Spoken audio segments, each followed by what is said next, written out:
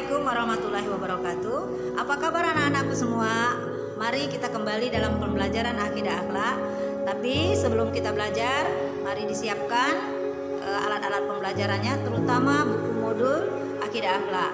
Oke anak-anak semua, selamat menikmati sajian-sajian dari Ustazah tentang pembelajaran akidah akhlak. Anak-anakku semua, mari kita belajar iman pada hari akhir. Sebelum Ustazah menjelaskan iman pada hari akhir, Ustazah ingin bertanya dulu anak-anakku, kenapa kita harus beriman kepada hari akhir? Ya, tidak lain dikarenakan beriman pada hari akhir merupakan salah satu rukun iman dan salah satu bagian akidah. Ada beberapa hal yang perlu kita pahami dan kita pelajari pada bagian iman pada hari akhir. Yang pertama adalah pengertian hari akhir. Anak-anakku semua, yang dimaksud hari akhir adalah kehidupan yang kekal sesudah kehidupan di dunia ini. Selain itu ada beberapa proses dan peristiwa hari akhir yang perlu kita pahami. Pertama, diawali dengan kiamah, yang artinya kehancuran. Jadi semua bumi ini akan hancur tanpa tersisa. Yang kedua, prosesnya adalah ba'as, yaitu kebangkitan. Jadi setelah bumi ini hancur, maka semua makhluk hidup dibangkitkan lagi. Lalu setelah dibangkitkan lagi, ada peristiwa hasyar, yaitu di mana manusia dikumpulkan di satu tempat. Dan peristiwa berikutnya adalah tak akan memasuki hisab. Nah, hisab di sini adalah hari perhitungan.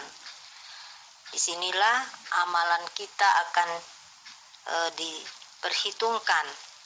Setelah selesai proses hisab perhitungan, maka akan mengalami peristiwa berikutnya, yaitu wazan, yaitu penimbangan amal. Jadi ketika itu sudah diketahui amalan baik kita, amalan buruk kita, maka akan ada terjadi penimbangan amal. Setelah ada penimbangan amal, berakhirlah dengan jaza, yaitu pembalasan. Jadi ketika amal itu beratnya yang baik, maka dibalas dengan kebaikan juga, yaitu surga Allah. Tapi ketika beratnya itu di posisi yang buruk atau yang jelek, maka dia akan mendapatkan balasan yang jelek juga, yaitu neraka. Nah, itu proses-proses yang harus kita pahami. Semuanya ada di buku paket yang sudah dibagikan. Anak-anak semua bisa dibaca di halaman pertama bab kedua.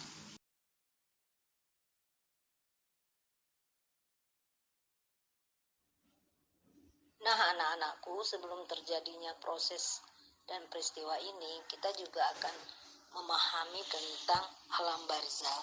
Nah, alam barzah ini adalah proses transisi dari kehidupan dunia menuju kehidupan akhirat. Nah, transisi inilah yang dikatakan alam barzah, yaitu alam kubur. Kedua, kita akan mempelajari macam-macam hari akhir. Perlu kita ketahui bahwa hari akhir disebut juga hari kiamat. Dan ada dua macam hari akhir atau hari kiamat ini. Yang pertama, kiamat sugro, dan yang kedua adalah kiamat kubro. Di mana kiamat sugro ini artinya kiamat kecil.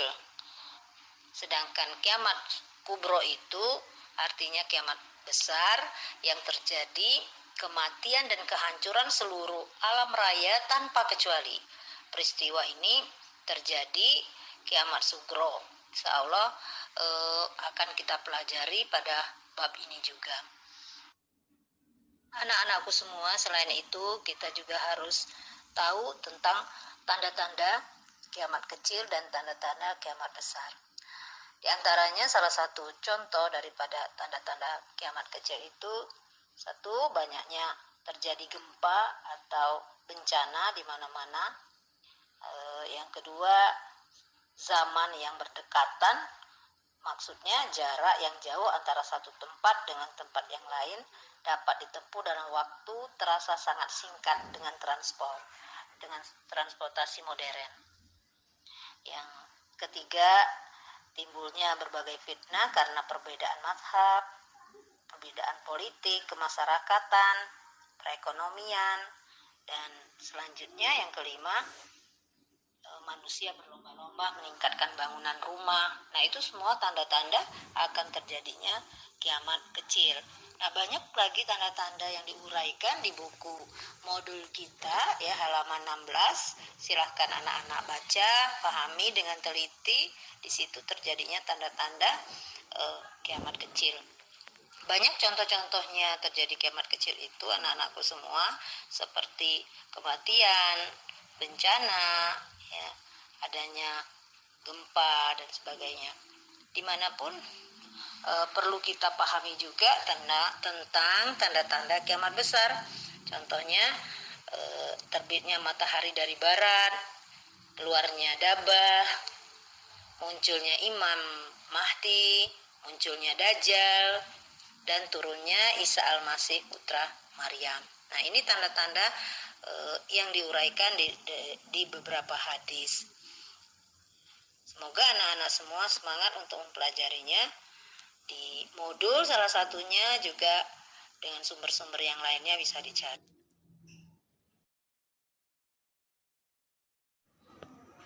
Alhamdulillah anak-anakku semua, kita sudah selesai mengadakan pembelajaran akidah akhlak. Mudah-mudahan ilmu-ilmu yang kita dapatkan hari ini bermanfaat bagi kita semua. Jangan lupa selalu membaca pelajaran akidah akhlak, terutama modul yang berkaitan dengan pembelajaran ini. Assalamualaikum warahmatullahi wabarakatuh.